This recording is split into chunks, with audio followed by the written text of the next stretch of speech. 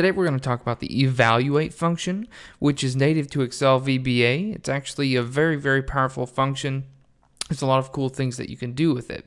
So we're going to go ahead and start with these three examples with the evaluate function.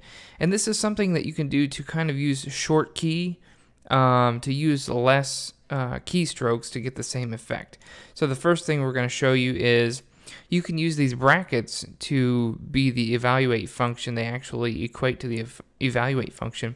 So instead of typing range, parentheses, quote, C10, end quote, equals 1 to make C10 to be equal to 1, you could actually use the short key and put brackets around C10, and that would be the evaluate function equals 1. So evaluate C10 equals 1.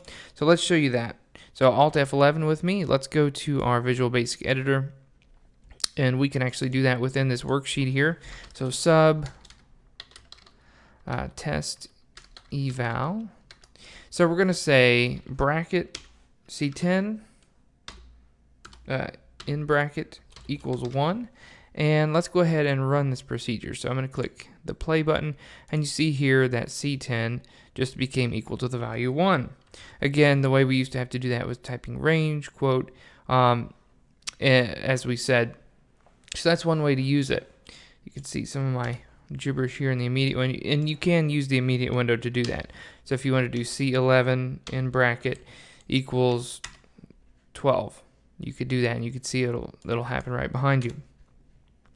So the second use of the evaluate function that we can show you is very similar. It's actually using the spelled out word evaluate. So we're going to use the actual function spelled out. So we're going to say we wanted to get the sum of D1 through D10. So D1 through D10 would be this area here. So we're going to use the evaluate function. So rather than typing out, let's go ahead and make another one, sub eval2. Okay, so actually I'm just going to paste this here, and then Alt F11 to get back to the Visual Basic Editor. So I'm going to paste this, and I'm going to say my var equals, and then we're going to use the evaluate function. Now the other way to do this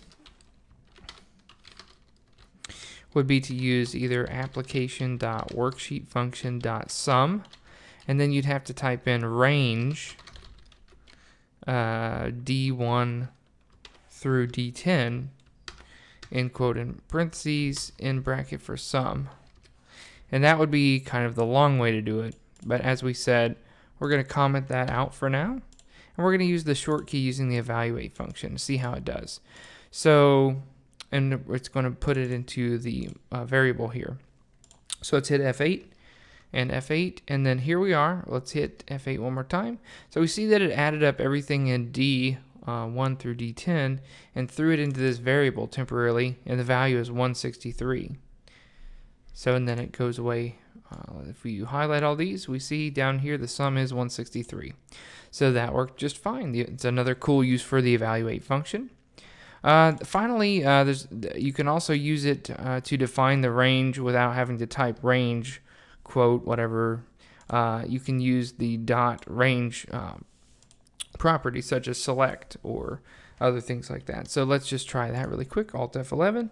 In fact, I'll go ahead and copy this, and we'll make one more sub for this video. So we're going to go down here, sub test3, and we're going to paste that. So let's go ahead and run it. F8, F8. So D1 through D10 dot select. And using these brackets, we can cheat and use the evaluate function in short key. So if you click over here, D1 through D10 has been selected. One caveat for using the evaluate function is sometimes if you're using named ranges, you can use them in the evaluate function, but sometimes certain, like VLOOKUP in VBA, gets very wonky about that. So if you find that something is glitching out or it's giving you an error screen, you may want to go ahead and assume that that particular one just wasn't designed to work well with the evaluate function, and then you can go ahead and change it back to the using the range or the cells objects. But other than that, do play around with that. There's a lot of cool things that you can do. So I feel like we should go ahead and show you the named range as well, though. So let's go ahead and name D1 through D6, and we'll call it test range. So if I did one more macro, I'm going to do one more sub, and I'm going to call it test4. And this is regarding named ranges. So I'm going to use my short key for evaluate. Just like a range, a named range is technically a range. So we're going to say test range, and we'll just make them all equal to 50. So let's hit F8, and let's see what happened there. So everything in our test range just became equal to 50. So that is the short key for the evaluate function. Very cool. I'm going to post a link that'll show you some more information regarding this fabulous function, and we'll see you in the next video.